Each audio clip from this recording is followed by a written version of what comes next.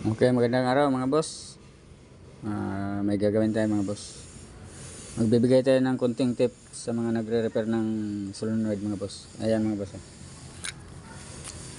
So ayan mga boss, tanggal na to mga boss. Tinanggal ko na sa pako yung gilid mga boss. So bubunutin na lang to mga boss. Tanggal na rin po sa hinang mga boss. Yan. So halimbawa mga boss, yan, bubuksan natin yan. So ayan mga boss, ito yung contact niya.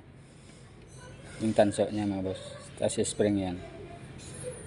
So halimbawa mga boss, pag ito may tama, yan. Itong tanso niya ito mga boss. Halimbawa may tama yung kabila mga boss. Yan. Ito wala. So hindi na po abot dito yan mga boss. Dito sa takip. Ito sa tanso niya. Pag may tama mga boss. So mangyayari dyan mga boss, lalagatik lang. Hindi niya mapaikot yung starter mga boss. So pag nangyaring ganyan mga boss, diba may tama ito mga boss. Kaya may lock lang dito sa dulo yan mga boss. Yan. Ito yung lock niya mga boss. Yan. Letter C yung lock niya mga boss. So kakalasin nyo lang yan mga boss. Babaliktaran nyo lang mga boss. Halimbawa ganito yan. Makinis pa yung likod mga boss. Dahil hindi pa na babaliktad to mga boss. Yan.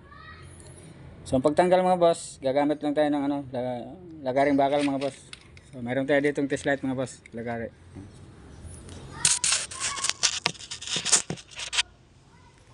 So ganito lang mga boss, magtatanggal niyan. So ipupus lang natin to mga boss, yan. Pupus lang natin to mga boss. Ayan mga boss. Tapos ikwatin natin dito mga boss. So ayan mga boss, tanggal na siya mga boss. Ayan mga boss, tanggal na siya. So ayan, tanggal na siya mga boss. So yun gaya sinabi ko mga boss, pag may tama to, so babaliktarin nyo lang na ganyan mga boss. Yan. Kasi balik nyo kagad yung fibra mga boss. Yan. Tapos yung lock niya mga boss, to letter C. Yan. Babalik nyo ulit mga boss. Yan. Kung may pliers kayo mga boss, gaganunin nyo lang mga boss. Yan. So yan, naglalak na siya mga boss. So ganun pag repair mga boss. Yan. So kanya balik na pa ganyan mga boss. Yan. So tapos spring. Tapos yung takip na mga boss. Yan. So dito mga boss, kailangan huwag mabaliktad mga boss. So sa trigger, dalawa ang rewind niya mga boss. Yan. Double wire. So yung sa ground niya mga boss, naka body ground yung isa. Kaya single na lang yung wire niya. Yan.